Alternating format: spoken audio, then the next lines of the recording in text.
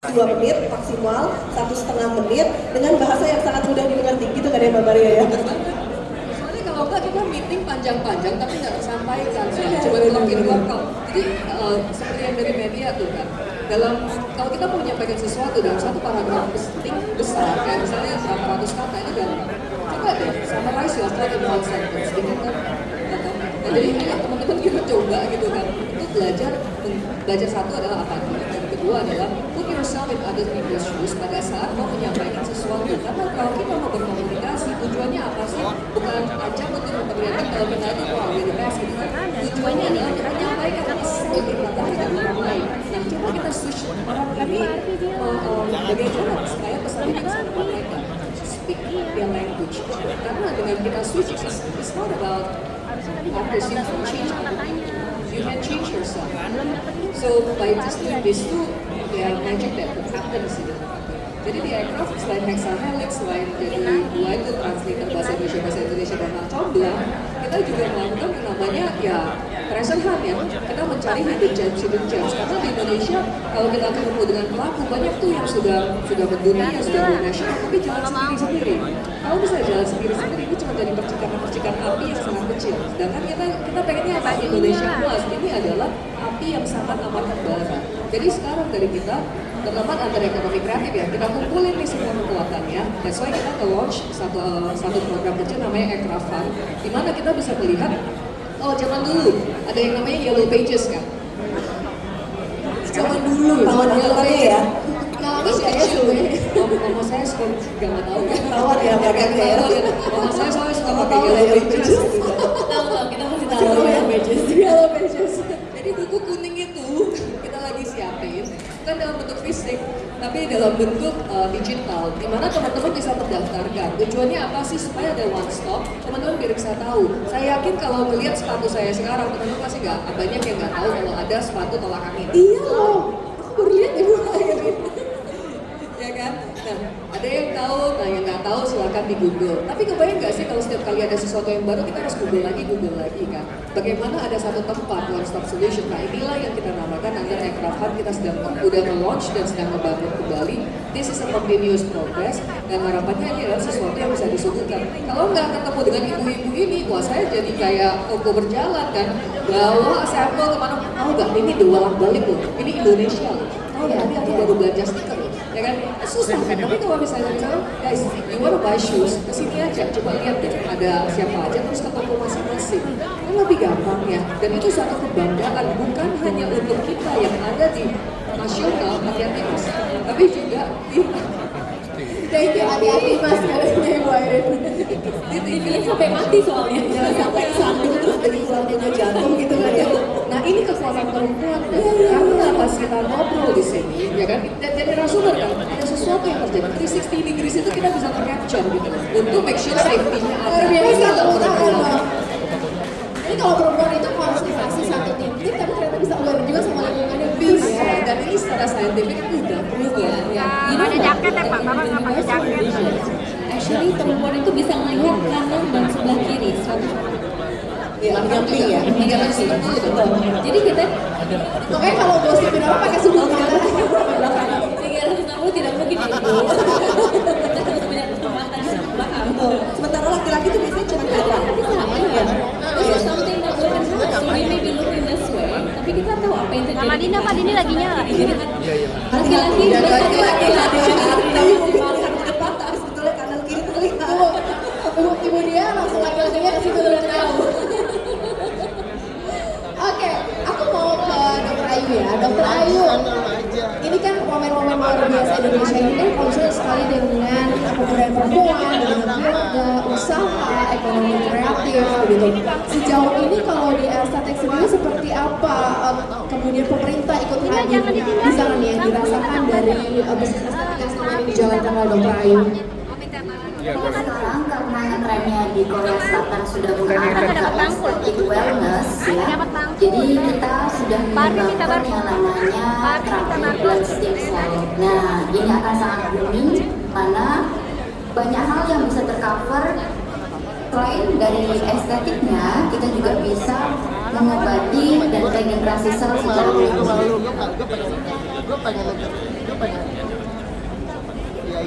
Oke, Dr. Ayu sendiri kalau dilihat dari sisi perempuan-perempuan yang saat ini menunjuk saya estetik kan nggak cuma satu ya, tapi tingkat persaingannya lumayan tinggi ya. Seperti apa sih untuk cepat untuk tetap mempertahankan brand atau produk begitu ya supaya tetap jadi top of mind masyarakat ini seperti apa dong? Widya Estetik tidak bermain pada produk ataupun brand, tetapi Widya Estetik adalah bermain sebagai suatu hal yang berbeda dalam hal inovasi. Jadi saya selalu menekankan bahwa menjadi seseorang yang berbeda dalam hal inovasi, tetapi penting untuk meningkatkan kesehatan masyarakat. Menurut saya akan jadi hal yang menarik di ekonomi. Oke, baik. Nanti kita akan ngobrol lagi, Dr. Ayu. Saya mau ke para wamen yang ada di sini bersama dengan saya. Adaptasi apa yang paling sulit? Ini kan masing-masing dari background yang berbeda-beda. Kemudian memangku jabatan sebagai wakil menteri dengan skup yang berbeda-beda walaupun saling terkoneksi satu sama lain. Adaptasi apa yang paling susah? Dan pasti ada nggak sih pihak yang kayak gitu menjelaskan? Siapa yang mau jawab? Silakan. Silakan. Adaptasi tentu kita harus diawali dengan adaptasi dengan apapun jabatan yang kita diberi amanah gitu. Kebetulan dulu saya sebagai anggota DPR memang satu hal yang mungkin mempermudah dalam proses adaptasi karena dulu di DPR itu kita berhadapan langsung dengan pemerintah. Jadi dalam merancang sebuah undang-undang itu kan harus bekerja sama dengan pemerintah tentunya gitu ya. Jadi kita dalam satu forum dengan para menteri, wakil menteri, hingga jajaran eselon 1 hingga eselon 2. Namun yang menjadi challenge adalah dulu sebagai anggota DPR tentu fungsi kita adalah mengawasi pemerintah. Nah saat ini saya harus beradaptasi untuk berada di posisi pemerintah, di mana kita gantian yang diawasi, itu yang pertama. Lalu kemudian yang kedua adalah kita sebagai eksekutor. Berarti tadi saya senang sekali Ibu Airin menyampaikan bahwa setiap hari itu ada nilainya, everyday matters. Dan kalau saya diajari orang tua saya juga dulu hingga waktu saya di DPR adalah bahwa setiap hari baik itu di DPR ataupun di pemerintah adalah bagian dari sejarah negara Indonesia. Nah maka kita harus mengoptimalkannya dengan baik dan beradaptasi tentu dengan berbagai tantangannya. Kita harus mengingatkan diri setiap hari sebetulnya. Tupoksi saya itu sebetulnya seperti apa. Lalu kemudian kembali lagi ke kolaborasi. Karena Pak Presiden Prabowo Subianto selalu menyampaikan ini dan mengingatkan kepada kami yang di pemerintah bahwasanya menitik beratkan kita tidak bisa bekerja sendiri gitu. Bahwasanya kita harus bergandengan tangan dengan pemerintah ataupun dengan kementerian lainnya. Misalnya dengan Kepras kita udah ada kerjasama, dengan BUMN kita juga udah ada kerjasama. Ini sebelah saya Sun, kita akan bekerja sama juga. Jadi intinya itu tadi, jadi adaptasinya seperti itu. Mungkin outlooknya berbeda, tapi kita harus dalam hal ini lebih berinovasi aja sih, berinovasi untuk bekerja sama dan bergandengan tangan. Oke, kalau dari Misha Kalau adaptasi pasti ya, semua sesuatu yang baru itu pasti harus ada adaptasi yang dilakukan. Seperti yang tadi sudah disampaikan oleh Bu Loro. Tapi kalau saya melihat, setelah kita melakukan adaptasi, kita juga harus melihat potensi-potensi yang ada. Jadi sekarang ini kami terus berusaha untuk melihat potensi-potensi yang ada di Kementerian Pendidikan dan Pembangunan Keluarga. Karena seperti yang sebelumnya saya sampaikan, ini adalah life cycle yang harus ditangani bersama-sama, mulai dari bayi, balita, remaja, kemudian calon pengantin, ibu hamil, ibu menyusui sampai lansia, itu semua ada berbagai hal yang bisa diedukasi di sana. Termasuk juga kolaborasi-kolaborasi dilakukan. Termasuk kami tentunya kementerian yang mendukung penuh program-program Presiden Prabowo Subianto, salah satunya makan bergizi gratis. Untuk makan bergizi gratis, tujuannya salah satunya adalah untuk meningkatkan kualitas sumber daya manusia. Anak-anak sekolah diberikan makan bergizi gratis supaya nantinya mereka bisa mendapatkan konsentrasi yang baik pada saat menerima pelajaran. Tapi yang terpenting juga sebetulnya adalah bagaimana makan bergizi gratis ini juga merupakan salah satu upaya pemerintah untuk mencegah stunting. Karena selain disebutkan bahwa makan bergizi gratis untuk anak-anak usia sekolah, tapi makan bergizi gratis juga ditujukan untuk ibu hamil, ibu menyusui, dan anak-anak balita non-PAUD. Terutama ini menjadi sangat penting untuk pencegahan stunting, karena pencegahan stunting itu sangat krusial di 1000 hari pertama kehidupan, yakni mulai dari bayi masih dalam kandungan sehingga ibu hamil adalah sasarannya. Kemudian 6 bulan pertama kan anak-anak masih belum makan, jadi masih ASI eksklusif sehingga ibu menyusui di situ. Kemudian selanjutnya sampai usia di bawah 2 tahun menjadi sangat krusial. Ini yang kami kerjasamakan dengan BGM. BGM menyiapkan makanannya, kader-kader kami di lapangan yang luar biasa, kerja keras dan betul-betul menjadi ujung tombak ini yang menyampaikan ataupun mengirimkan ke rumah masing-masing. Karena berbeda dengan anak-anak usia sekolah, ibu hamil, ibu menyusui dan anak-anak balita non PAUD tidak bisa setiap hari berkumpul di satu tempat. Sehingga kader-kader kami yang kemudian datang ke SPPG kemudian mengantarkannya ke rumah-rumah warga. Jadi kolaborasi dan berbagai potensi perlu dilakukan. Termasuk juga kita tahu bahwa kalau kita bicara tentang bantuan pada pemerintah, sekarang kan Presiden betul-betul menekankan pada data tunggal, DTSN, data tunggal supaya sasaran-sasaran dari program-program ini dapat betul-betul menjadi sasaran yang tepat dan yang betul-betul membutuhkan. Kalau dari Kementerian Pendidikan dan Pembangunan Keluarga BKKBN, kami punya diamanahi oleh sesuatu yang dinamakan pendataan keluarga. Nah, dari pendataan keluarga ini berdasarkan Impres nomor 8 tahun 2025 tentang percepatan penurunan kemiskinan dan penurunan kemiskinan ekstrim, itu salah satu tugas kami Kemenduk Bangga, singkatannya Kemenduk Bangga.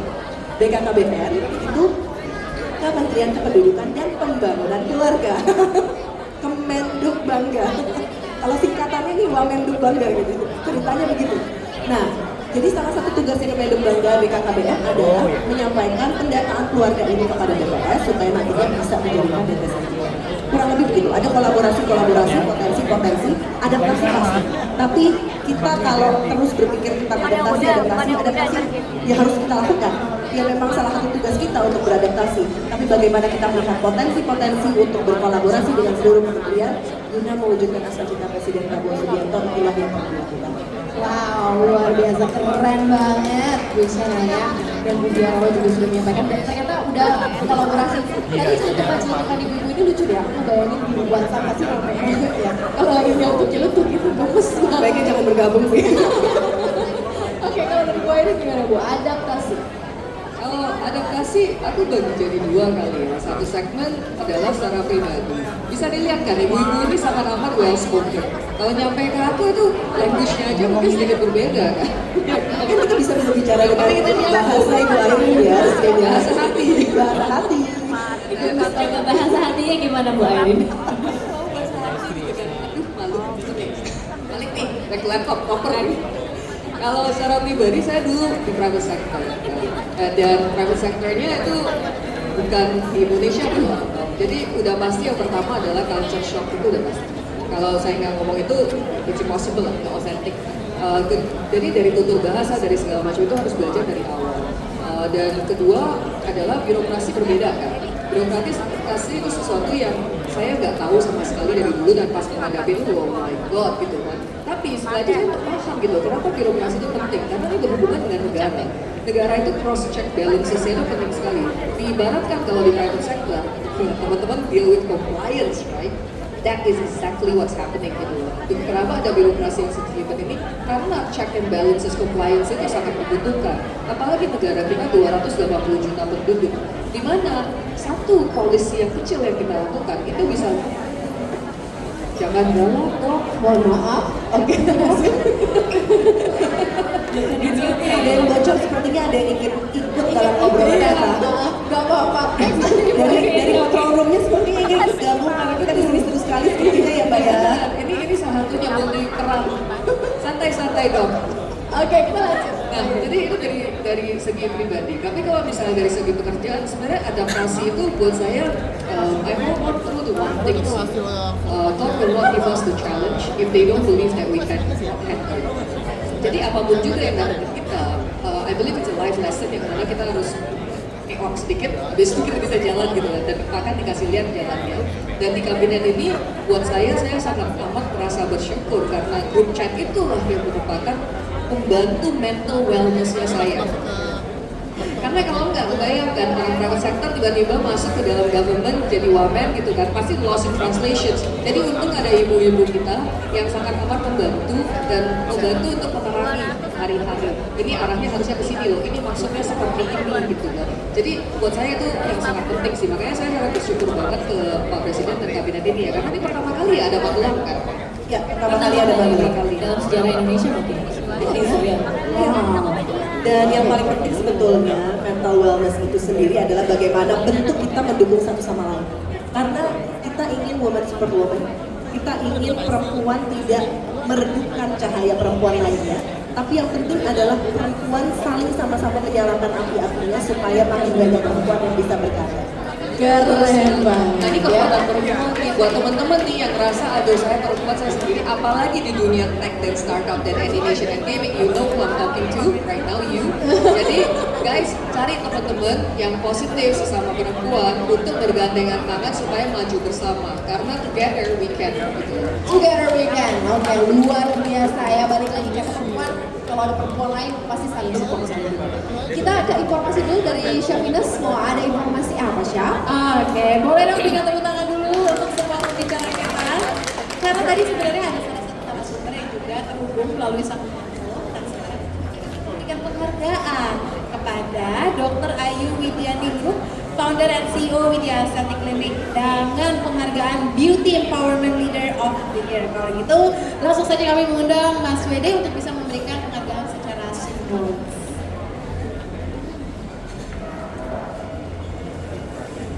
Iya, oke, boleh dibantu bersama, dan ini adalah sebuah simbolis Mas Wede karena Dr. Ayu juga bisa hadir dan kita akan bersama dengan Dr. Ayu. Iya, terima kasih banyak juga Dr. Ayu ya. Mohon maaf ya Mbak bocor, emak-emak ya, mohon maaf. Gak apa-apa. Siapa Mbak Dr. Ayu, saya terima kasih. Bisa ikut bareng-bareng kok. Iya. Oke. Oke.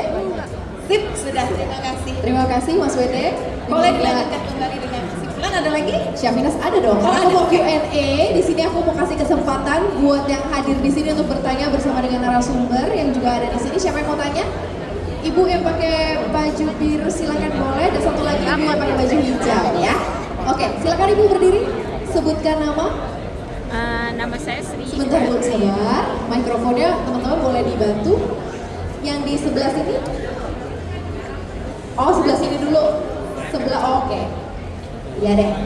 Bener kan? Bahasa Indonesia ke bahasa Indonesia kan? Iya, iya. Ah. Sebelah sini, sebelah sana. Selamat malam, perkenalkan nama saya Sri dari Jackpreneur. Saya mau Dari bertanya, Jackpreneur? ya, saya mau bertanya dengan narasumber ya, Mbak bertiga. Mungkin saya mau tanya opininya aja. Misalnya ada wanita leader gitu, leader ya, tapi dia suaminya tuh nggak ngedukung. Bagaimana sikap dia di rumah gitu, biar rumah tangganya aman-aman aja daripada dia bercerai gitu ya. Itu aja sih Pak, minta pandang itu aja. Udah Ibu, dari Jackpreneur ya Ibu ya. Wah, luar biasa sekali. Satu, oke. Dijawab. Gimana tuh menjadi leader tapi suaminya nggak mendukung? Ya, tentu saja perlu ada komunikasi dari hati ke hati antara perempuan leader dengan suami, karena tentunya seperti yang tadi kita sampaikan, perempuan itu bisa berprestasi kalau memiliki support system. Mudah-mudahan jika dengan komunikasi lebih baik, diajak untuk mengerti dengan budaya-budaya masing-masing tentunya, karena Indonesia ini tidak lepas dari budaya-budaya yang kita miliki. Tentunya ada cara-cara yang bisa kita lakukan, sehingga dengan berkomunikasi, saling bicara dari hati ke hati, mudah-mudahan nantinya suami bisa mengerti. Tapi sebetulnya yang penting juga adalah pada saat sebelum menikah, sebaiknya dibicarakan sejak awal. Dibicarakan sejak awal karena semua orang berbeda. Jangan karena kita, oh ya cinta, kemudian langsung menikah gitu ya. Karena cinta mungkin awal-awal manis, tapi nanti bucin. Tapi nanti pada saat berkeluarga, ini adalah tim partner yang berbeda. Bagaimana seseorang memandang keluarga ke depan, ingin punya anak atau tidak, berapa anak yang akan dimiliki, apakah ingin bahwa perempuannya bisa tetap terus bekerja. Ini kan sebetulnya pilihan-pilihan. Kita tidak ingin menjudge. Betul. Siapa? Betul. Apakah nanti kalau punya anak akan lebih memprioritaskan pasangan atau memprioritaskan anak, itu akan sangat berbeda. Kalau ini sudah bisa dibicarakan sejak sebelum menikah. Nantinya persoalan hidup yang semua yang sudah menikah pasti tahu lah. Mana ada rumah tangga yang gak ada persoalan? Gak ada. Pasti ada persoalan, baik kecil ataupun besar. Tapi bagaimana kita mengatasinya? Dan sebelum menikah, itu kalau sudah bisa dibahas terlebih dahulu itu akan lebih baik. Karena yang penting untuk perempuan bukan untuk kita menjudge apakah perempuan jadi ibu rumah tangga, apakah perempuan menjadi kerja di luar, apakah perempuan memiliki peran ganda dan lain sebagainya. Tapi yang paling penting adalah seorang perempuan punya pilihan dan perempuan itu memilih dengan sadar sesuai pilihannya sendiri. Oke, baik. Kita sebelum lanjut kita ke Syafinas terlebih dahulu. Mungkin tambahan sedikit ya Boleh. mengenai itu. Karena memang betul peran suami itu sangat berarti dan sangat menentukan juga trajectory ataupun masa depan seorang perempuan yang memang mempunyai visi untuk berkontribusi. Dan kembali lagi komunikasi di awal itu penting, tapi terkadang juga ada momen di mana di awal-awal tidak terencanakan. Dan ketika sudah menikah, tiba-tiba banyak sekali kesempatan gitu kan. Nah maka kembali lagi komunikasi ya Mbak ya. Komunikasi itu sangat amat penting.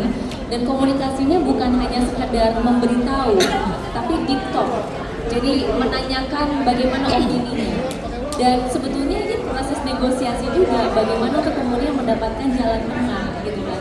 Terhadap sesuatu hal yang menurut Mbaknya atau mungkin anggota keluarganya, siapapun itu yang mengalami permasalahan ini, bisa kemudian berada di sebuah posisi di mana bisa mengaktualisasikan diri gitu. Karena pada intinya memang betul tadi sebelum nikah gitu ya, pada intinya kan perempuan itu sebetulnya idealnya mempunyai pilihan untuk baik itu menjadi perempuan ataupun ibu rumah tangga atau sebagai perempuan yang berkarya dan memang bekerja gitu ya.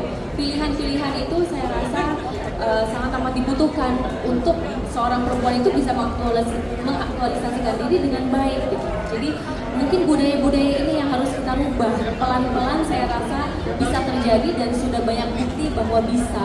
Karena kita juga di sini tanpa support seperti itu mungkin tidak akan memungkinkan buat kita gitu. Jadi memang peran partner itu penting sekali. Baik, Wan, ada yang ditambahkan? Kalau saya mungkin saya tadi saya katakan bahwa pada saat kita berkomunikasi itu harus melihat what the other side is thinking kan. Apa yang ada di pikiran orang lain gitu. Put ourselves in their shoes, right? Nah ini yang kalau ngomongin woman leader, kita kan woman leader juga kan. Kita juga tahu lah, we are very strong kingdom, right? Itulah kita kan. Dan the thing is, kadang-kadang itu yang namanya cowok juga pengen dianggap jadi cowok gitu kan, right? Jadi sometimes just allow them, give them the chance to become a man. Karena we marry a man, right? Karena yang kita barengin itu adalah kita nikah itu adalah seorang laki. Kasihlah kesempatan untuk dia menjadi seorang pria sejati. Kadang-kadang mungkin gemes gitu kan. Aduh, ini kalau gue kerja sendiri, nanti beres gitu kan. But it's okay. Give them the chance karena itu satu, right? Soalnya banyak sekali yang kita superwoman. We can do everything, but we also have a choice not to do it. Sebenarnya dalam hati kita pengen dimanjain kan bukan? Ya, sabar sedikit mungkin dimanjain toh Bu. Karena kalau kita mengerjakan semuanya, ini mau dibanjain aja kesempatannya mungkin nggak ada, right? Ini dari curhatan teman-teman cowokku ya. Dan yang kedua adalah they need to be acknowledged, right? Kadang-kadang ini cuma segini. Kita karena kalau dari cewek itu kadang-kadang kita menganggap sesuatu yang biasa kan, nggak perlu di acknowledge. Tapi terkadang mungkin our men need the acknowledgement bahwa apalagi kalau kita strong woman, bahwa mereka itu adalah enough gitu. So let your man be a man. Dan siaplah untuk menerima cinta dan dimanjakan karena wanita sekuat apapun juga Ingin dimanja. benar kan? So we're finishing each other's sentences. This is what's happening right now. Tadi Ibu pengen dimanja nggak Bu? Pengen kan? Berilah kesempatan kepada dan komunikasikan kepada Bapak. Pak, saya itu juga pengen lo Belum tentu dimanjain. ibunya loh. Hah? Belum tentu ibunya. Tapi benar ya kadang-kadang ya. Belum tentu ibunya yang maksudnya suaminya begitu, bisa jadi itu pertanyaannya orang lain. Oh, orang lain ya Bu ya? Iya. Panas sekali Bisa saya jadi belum loh. tentu gitu ya. Iya. Inilah kehebohan di WhatsApp. Wow, luar biasa. Boleh dong kasih tepuk tangan untuk para narasumber yang sudah hadir. Sayang kita nggak bisa lanjut bergosip, ibu-ibu ya. Ini waktunya sudah selesai. Luar biasa sekali. Berdiskusi sekali mendukung perempuan pastinya. Yang jelas ini adalah perempuan bangsa panutan, begitu ya. Mereka mengemban tugas yang sangat luar biasa untuk membangun bangsa sekaligus juga mengempower perempuan-perempuan di luar sana. Karena kalian nggak sendiri gitu ya. Ada yang bertugas di sini menjadi wakil perempuan di Kabinet Prabowo Subianto dan juga di Pemerintah Bumi ya. Dan juga Dr. Ayu, terima kasih Dr. Ayu juga sudah bergabung, sukses terus Dr. Ayu. Kami tunggu juga untuk bisa kapan-kapan kita bertemu gitu ya Dr. Ayu. Dan berikan tepuk tangan yang meriah untuk narasumber hari ini Bu Airin Umar, Wakil Menteri Ekonomi Kreatif RI, kemudian Ibu Isyana Bagus Oka, Wakil Menteri Kependudukan dan Pembangunan Keluarga.